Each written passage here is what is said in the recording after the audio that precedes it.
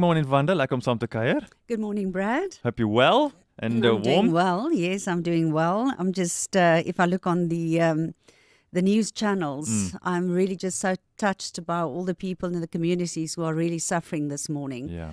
I mean, it's ankle deep and knee deep, the water. And I can just imagine the first thing my husband said last night. You know, we have a nice warm bed and we can snuggle up with a water bottle. We had a fight about who's going to have the water bottle for the evening.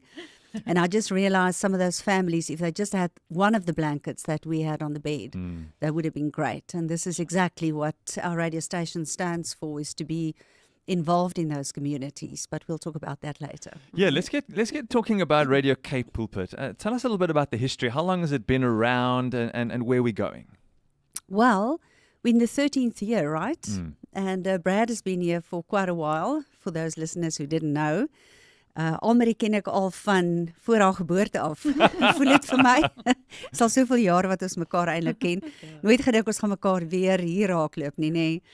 So, Kaapse Kansel, soos ek gesê het, bestaan al amper 13 jaar. Ons is 'n Christelike radiostasie. Ons is 'n betroubare gunsteling soos mense na ons verwys en 'n baie relevante stem. Ons word ondersteun deur baie loyale luisteraars. Ons statistiek of navorsing het in 2022 gewys dat ons regtig baie loyale luisteraars het. Maar daar's nog baie ruimte vir groei en dis hoekom ons hier is. Dis 'n radiostasie wat ontstaan het hoofsaaklik omdat Radio Kansel graag landwyd ekskuus tog weer wou uitsaai. En daar's op die ou end vir baie van ons luisteraars gesê, hoorie, gee asseblief geld wanneer Radio Kansel weer hoorbaar is in die Kaap, dan is die geld daar. So, toe kom die Kasa en die Kasa sê nee, dit moet 'n radiostasie op sy eie wees. Miskien was hulle profeties, ek weet nie. Maar ons hou by die wette van die land en toe word Kaapse Kansel gebore. En natuurlik glo ek vandag dat die Here Kaapse Kansel met die naam Kaapse Kansel hier in die Kaap en die Wes-Kaap kom neersit het, omdat jy hande en voete nodig het in gemeenskappe. Jy kan nie dit oor 'n afstand doen nie. En so het ons ontwikkel tot 'n volwaardige vrou. Ons is nie meer 'n dogtertjie nie. I think the big question that comes around often is this discrepancy. People call us Radio Pulpit when we're Radio Cape Pulpit, and so there was clearly this connection between the two. What is that affiliation, Cape Pulpit, Radio Cape Pulpit, just to help people to understand that it was one and it's two, and how does it work? So, as I said, we were sort of forced by ICASA to be a station on our own. I've just got a frog in my throat. Excuse me. This is what happens when you have a smoothie before you go on air.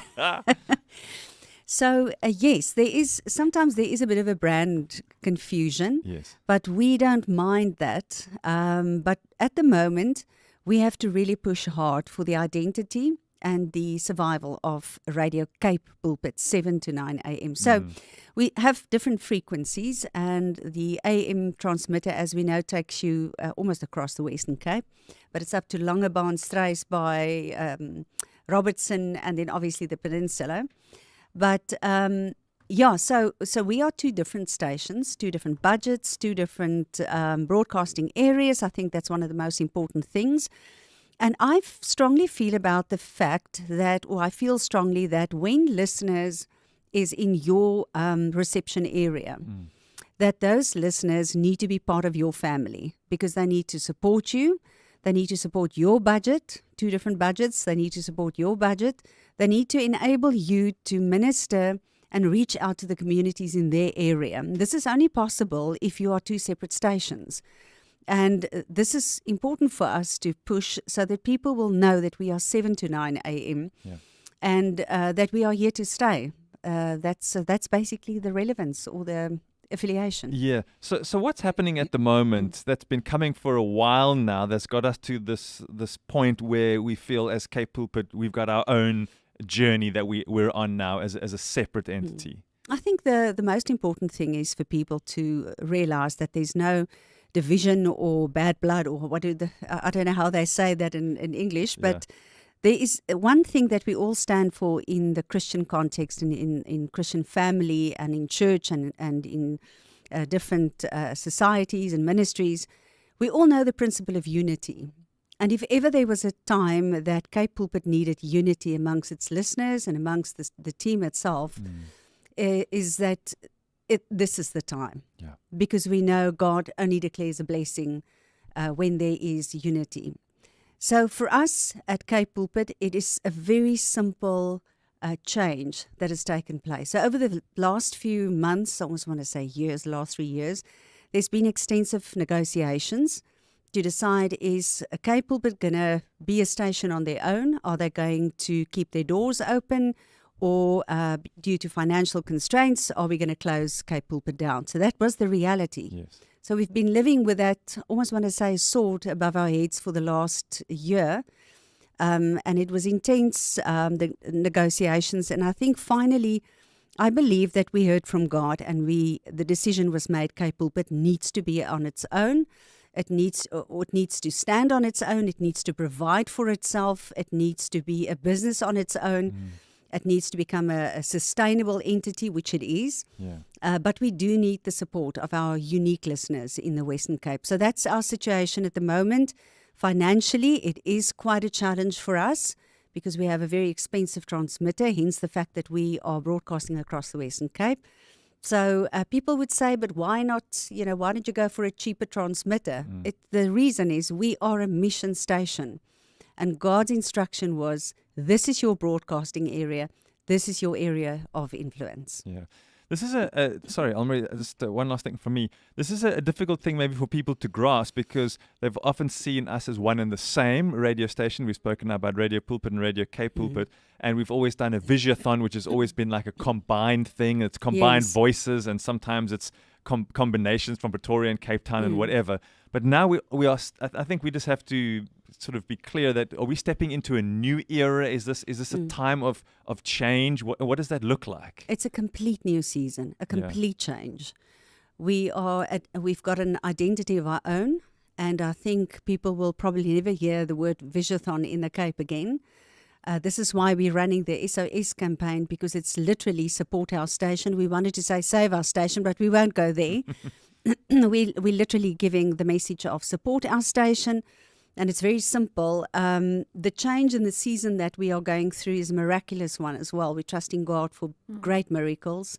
There was a time when I spoke to the team and the staff, and we had to be open about this and say, guys, we need to be self-sustainable. We need to go on our own now. It's our own projects, our own income. And the presenters and the staff said, listen, no matter what happens at the end of July when we need to get paid, we stick with the station. We will run forward. We will hold the candle in the dark. We will stick around, and we will make sure that we show the world what it looks like when you have people believing in the same vision, believing in God's will and moving forward. And I just want, from my side, I know it's a very unsure time for all of us. And I just want to say thank you to my presenters and my incredible team for working with the same enthusiasm, the same professional approach in their programming. I have no words when I look at how God has been providing the miracles that has already been happening. And I know that God has a calling and a purpose for Radio Cape Pulpit, 7 to 9 a.m. in the Western Cape. Vir jou wat saam luister, net soos wat my pad in radio begin het by Radio Kansel destyds 2012 en Wanda, jou loopbaan ook, jy weet, ek wonder wat jy voel vanoggend as jy hierdie nuus hoor. En die tye van verandering laat ons altyd met 'n klomp emosie. En glo vir my, in die afgelope tyd het ons almal deur 'n klomp emosie gegaan, saam met die onsekerheid. Ek meen, Brad, ons het daar gepraat, baie keer was ons tande so seer geknars. Ja. Want daar is spanning, die verandering is nooit maklik nie. Maar as ek al vir jou moet sê as luisteraar, hoeveel wonderwerke het ons net in 'n baie kort tyd beleef. En toe ons nou die dag die voorreg gehad het om daar in Tilbag te gaan bedien, toe het ek weer so trots gevoel om te dink, dit is die grootste lekker om te weet, ek kan die hele Weskaap deurry en ons is saam. En ek kan die radio aansit en ek weet mense kan op verskillende platforms luister.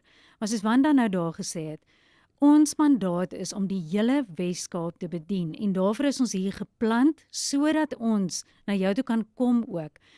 Ons glo met ons hele hart dat die Here die voorsiening gaan bied en dankie dat jy deel vorm van dit waar ons jou uitnooi hierdie week om ons stasie te steun.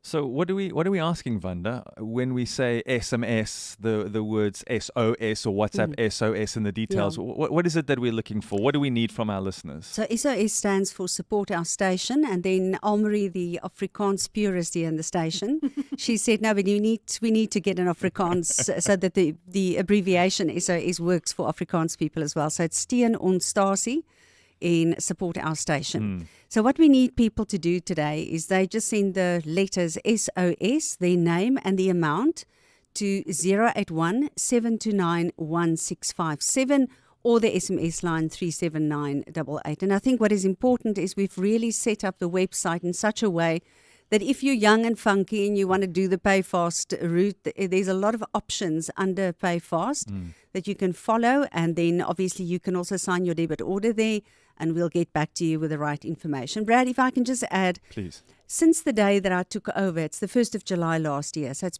literally been a year. And, the enemy comes to you and he says, you're only here a year now, the station has to go through a lot of changes. But the incredible thing is that in this year, we've had a lot of setbacks. We had 2 floods. We had a burglary the other day. They stole 2 mixers out of the station. And despite all of that, I think the biggest miracle for me is when God gives you a very specific scripture. And I just want to read it if you just bear with me.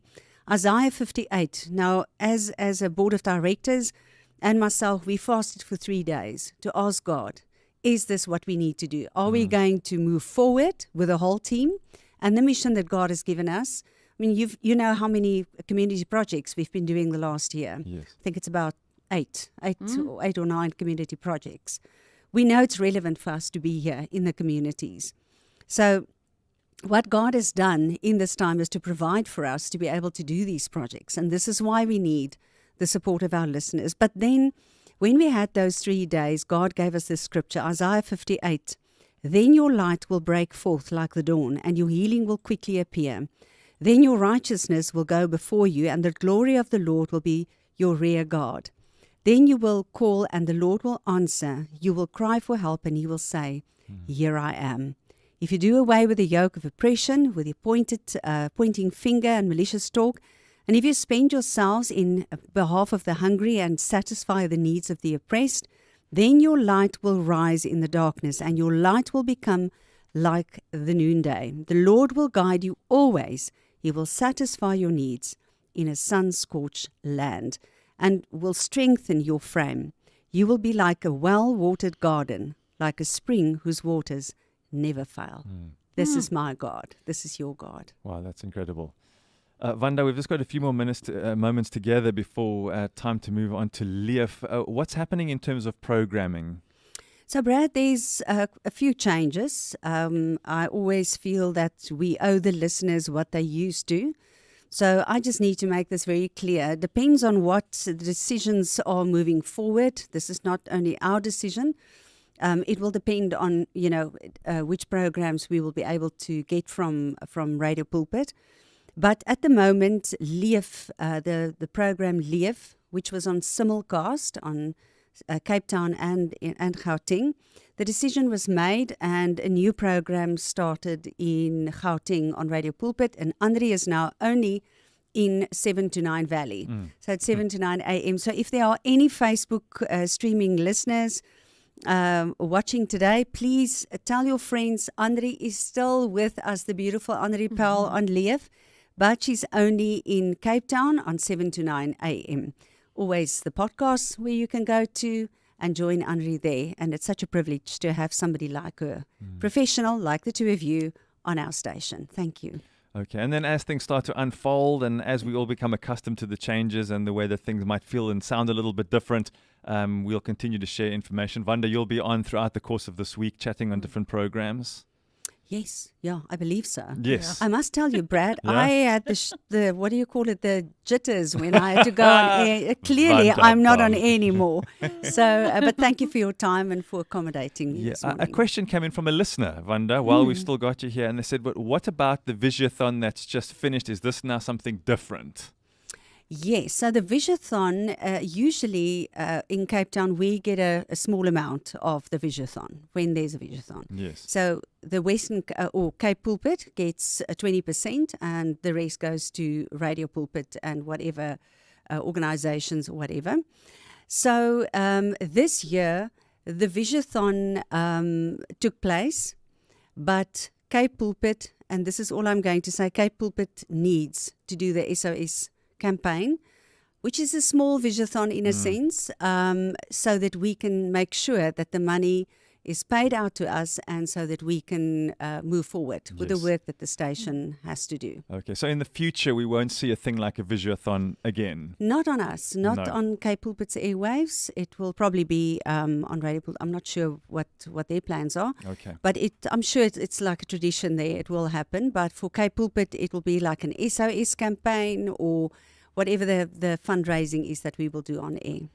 Thank you so much, Wanda, for clearing some things up. If you have some questions, and some people do, I'm seeing more questions come up here, you're very welcome as we share information. info@capepulpit.co.za remains a great place to ask a question if you're concerned. We know a lot of people support Radio Cape Pulpit. Others saying, okay, now what about Radio Pulpit and Radio Cape Pulpit? We've hopefully explained that as best we can this morning. If you have more questions, please ask them, because I think, Wanda, we value our listeners enough to take the time out to help to create that clarity. Yes, absolutely. And please, we all work for the same kingdom. There's nothing, as I said, there's no conflict. We're all in peace.